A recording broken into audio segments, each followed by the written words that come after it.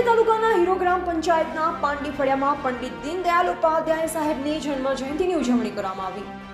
સંજેલી તાલુકાના હિરોલા ગ્રામ પંચાયતના પાંડી ફળિયામાં આંગણવાડી કેન્દ્ર ઉપર જે ભારતીય જનતા પાર્ટીના આદિજાતિ મોરચા પ્રમુખ અલ્કેશ કટારાએ આજરોજ પંડિત દીનદયાળ ઉપાધ્યાય સાહેબની જન્મ જયંતિ અને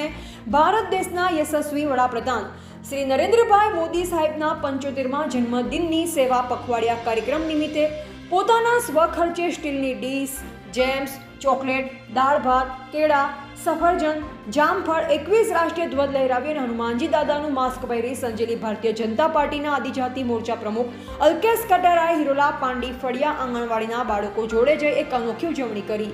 રિપોર્ટર વિજય ચરપોટ, ગુજરાત અપડેટ ન્યૂઝ, સંજેલી।